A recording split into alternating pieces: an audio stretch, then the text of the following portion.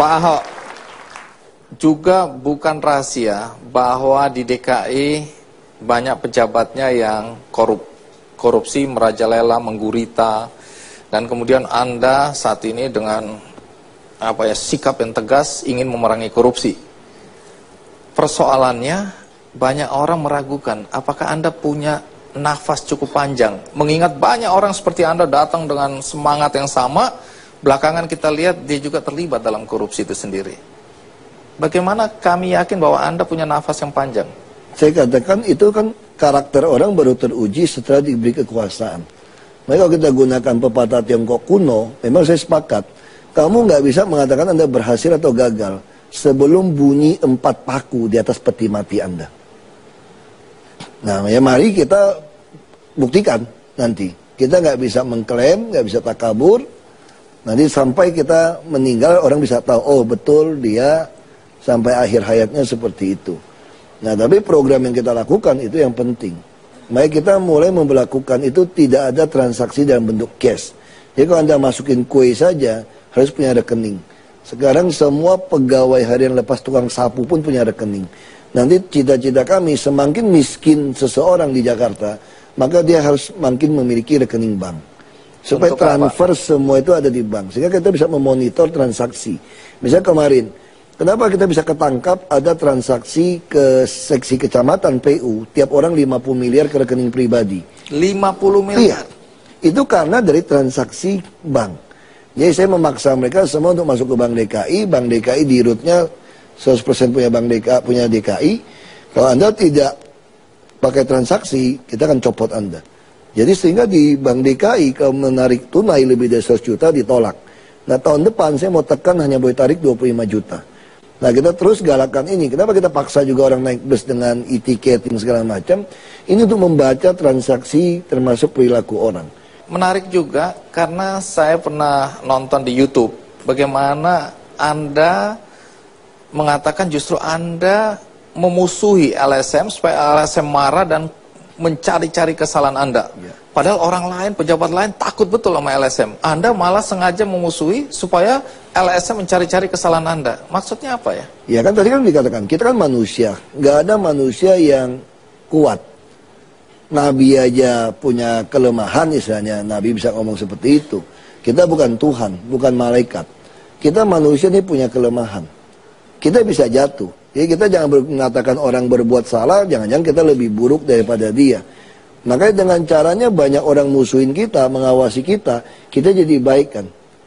Kita mikir kan banyak orang nggak suka sama kita nih, pasti semua nunggu nih, kapan jatuhnya dia nih. Kapan dia buat salah. Nah dengan cara seperti ini, itu juga satu pihak baik buat kita.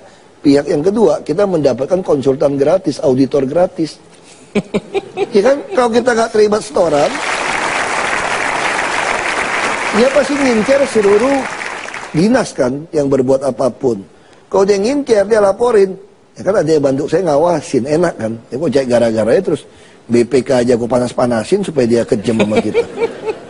Baru tahu saya sekarang. Itu strategi yang baik sebetulnya. Baik, menarik. Tapi sebelum kita lanjutkan, ada baiknya kita dengar komentar beberapa warga DKI tentang Pak Ahok. Ini dia liputannya. Nyok, kita nonton ondel-ondel. Nyok, kita ngarang ondel. Tegas. Tegas? Orangnya tegas. Tegas? Galak. Ambisius. Wakil gubernur. Orang Tionghoa ya. Arogan. Cina. Dia itu benar-benar langsung terjun langsung, nggak kayak yang sebelum-sebelumnya kita nggak tahu kayak gimana. Tapi ini benar-benar benar-benar di cross check langsung gitu. Dia ya gimana gitu. Kontribusinya juga udah kelihatan kan walaupun dia belum lama. Peraturan belum ditegakin, artinya nggak boleh dagang di bawah, masih ada yang bawa. Itu bikin pengaruh sepi. Gimana lagi? Kita terima aja. Kita semuanya ini kan rakyat, kita ngikutin aja pemimpin kemana. Tegas perlu, tapi tidak perlu dengan cara yang terlalu keras mungkin saya kira. Ya, Jakarta lebih baik lagi, tidak macet, tidak banjir. Jangan bangun gedung-gedung tinggi, tapi bangun taman-taman kota. Lebih diperhatikan lagi kesejahteraannya karyawan. Untuk transportasi juga sih, sebagai karyawan juga butuh itu untuk ke kantor kayak gitu-gitu balik. Kalau di Jembatan Jeling, ya minta sebetulnya boleh dagang, tapi misalkan habis sisa gitu. Kan jadi bisa ada pemasukan lagi. Ini sama sekali nggak bisa dagang. Kalau jam 10 malam itu nggak bakalan bisa dapat pendapatan. Jadi mohon Pak Ahok itu ngasih solusi ke pedagang Jembatan Jeling. Naik satu tingkat lagi lebih tinggi jadi gubernur, pastinya akan membawa Jakarta lebih tidak macet lagi, Pak. Amin. Tidak banjir lagi. Amin. Dan ya lapangan pekerjaan juga luas. Pak Ahok, ya selamat ya untuk menjadi gubernur di DKI Jakarta. Semoga kedepannya Jakarta lebih aman, lebih bersih, lebih indah.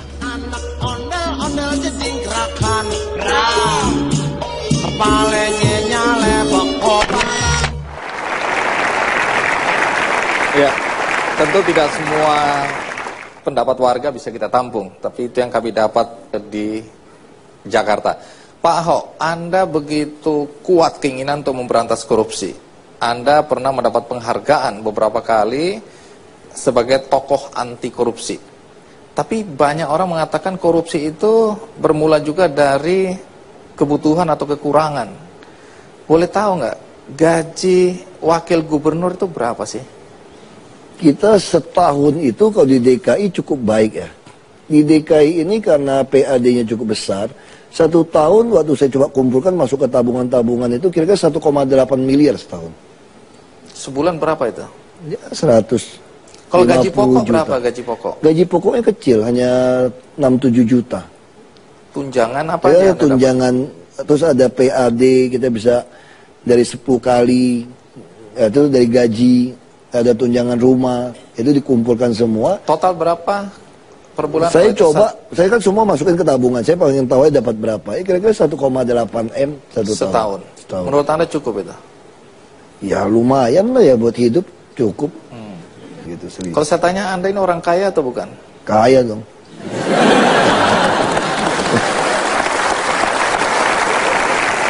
Banyak pejabat yang waktu menjabat melaporkan kekayaannya 10 perak, begitu selesai bisa 100 perak dan tidak masuk logika. Nah, waktu Anda berhenti nanti, Anda akan melaporkan juga. Saya kan bukan pertama kali kan, saya sudah melaporkan sejak di DPRD, Bupati, mau calon gubernur, terus ke DPR RI, waktu berhenti terus mau calon itu, jadi saya sudah berapa kali melaporkan kekayaan ini. Nah soal nambah segala macam, yang penting kita bisa buktikan dari mana. Yang paling konyol kan ngaku-ngaku hibah dari nenek siapa, kan nggak lucu gitu. Hibahnya ratusan miliar, itu mesti dicurigain. Makanya saya selalu katakan, harusnya KPK itu kita mesti buat satu peraturan, siapapun mau jadi pejabat, bukan cuma dicocokkan harta kamu berapa banyak, harus ditanya dari mana hartamu begitu banyak. Nah kalau Anda nggak bisa membuktikan, Anda jangan jadi pejabat. Nah itulah rekonsiliasi nasional. Kita akan lanjutkan karena saya dengar ada juga pedagang kecil, tukang parkir yang tadinya memilih pasangan Jokowi Ahok merasa menyesal. Mereka merasa hidupnya lebih sengsara sesudah jagoan mereka menang. Apakah benar? Ikuti terus Kick Andy.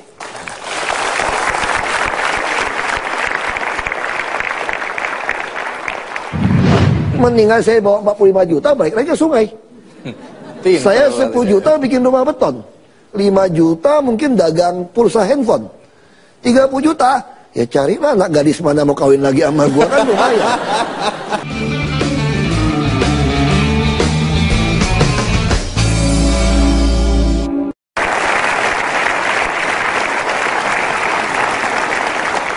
Pak Ahok, sebagai gubernur, apa visi besar Anda tentang Jakarta? Ya, kita ingin sejajar dengan kota megapolitan.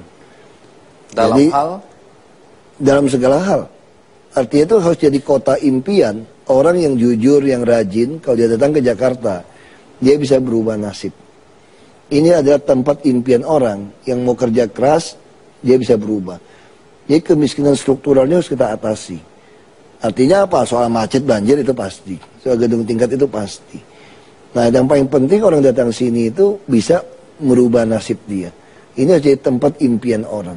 Nah, tapi hampir semua gubernur yang pernah menjabat di DKI selalu terasa punya keinginan untuk menutup Jakarta. dari urbanisasi, dari orang-orang dari daerah, karena dianggap membuat Jakarta tambah kumuh. Ya. Apakah Anda juga punya keinginan seperti itu? Nah, saya kemarin pernah ketemu Ibu Enna Witur, beliau nyalamin saya, katanya baru kali ini, saya udah 20 tahun nunggu katanya, baru kali ini ada pimpinan DKI yang mengatakan silakan mau datang ke Jakarta, Jakarta tidak tertutup. Nah, kenapa saya katakan seperti itu? Sekarang kita ambil contoh, kenapa kita menghabiskan uang promosi untuk turis? Turis juga datang kan? Terus kenapa kita menghabiskan uang banyak promosi mahasiswa kuliah di Jakarta? Makanya kebijakan kita mendorong pabrik-pabrik itu keluar dari Jakarta. Lalu apa insentif orang yang punya tanah-tanah pabrik, peruntukan pabrik? Kalau Anda peruntukannya pabrik, nilainya kan nggak bisa bikin apartemen, nggak bisa bikin hotel. Nah, saya kasih Anda boleh mengubah peruntukan menjadi komersial tanpa Anda perlu bayar. Sehingga Anda bisa dapat uang ini memindahkan pabrik Anda. Dan jalur rel kereta api ganda dari Surabaya sampai Jakarta, ini kan selesai Desember ini. Sehingga pabrik-pabrik itu bisa dipindahkan ke Jawa Tengah, Jawa Barat, atau Jawa Timur. Ya minimal Jawa Tengah lah, Banten, Jawa Barat. Dengan cara seperti itu, pegawai yang gaji pas-pasan itu bisa. Ya apakah Jakarta tertutup atau terbuka? Terbuka. Yang penting kita menyiapkan untuk orang Jakarta, sakit, yang penting Anda mau masuk puskesmas, rayonisasi di kota yang sama, di kelas 3, Anda masuk. Yang kedua, Anda sekolah kita tanggung. Tidak ada satu orang pun boleh tertinggal. Yang pintar, tadi saya belum bilang dinas sosial, anak SMK yang pintar pun kasih kuliah. Kita habiskan 3 triliun, 5 triliun pun nggak ada artinya. Buktinya dinas pendidikan nyolong-nyolong nggak karuan aja saya bisa potong 2,4 triliun. Kenapa tidak mau buat investasi panjang? Walaupun saya tidak melihat, bisa 10 tahun baru melihat ini. Tapi ini investasi bangsa. Lalu yang ketiga, ada tempat usaha, pasar rakyat. Balik kepada ketakutan bahwa orang-orang yang masuk ke Jakarta tidak punya keterampilan dan menjadi beban. Nah, sekarang tergantung siapa. Bisa contoh, tanya sama ibu-ibu, kalau lebaran, pembantunya mau pulang, pasti bilang gitu, kalau saudaranya, temannya, tetangganya mau kerja, dibawa ya. Betul kan, ibu-ibu kan? Dan coba cek, pernah nggak ada datang ke Jakarta terlunta-lunta yang mau jadi pembantu? Semua terserap. Dan sekarang coba ambil pembantu. Tuang bawanya 800.000. Pembantu rata-rata minta 1,2 sampai 1,5 juta. Kenapa mereka boleh? Mereka bisa kerja tinggal di rumah bosnya. Yang paling bahaya itu pabrik-pabrik. Sama dari kemarin, kita kan ada pembinaan yang baru datang. Rata-rata tuh mau jadi PKL sama di pabrik tahu, tempe. Dia bawa. Lalu bagaimana? Maka kami mau membangun sentra tempe tahu. Supaya ada tempat tinggalnya. Persoalan paling utama ketika gaji orang pas-pasan, dia akan menyiasati tinggal di tengah-tengah kota. Untuk dekat tempat kerja. Tengah kota tanahnya mahal. Akhirnya dia dibawa kolong jembatan, dibawa kolong kereta. Ini kan situasi seperti itu. Maka kita mendorong pabrik-pabrik ini keluar. Tapi seperti sentra tahu, tempe, yang orang-orang Jakarta mau makan, kita akan bangun pusat industrinya, termasuk tempat tinggalnya. Kok cuma 50-60 M mah kecil kok DKI. Bangun, saya sudah suruh asosiasi yang saya ketemu, tolong desain kita bangunkan. Nah, kalau dengar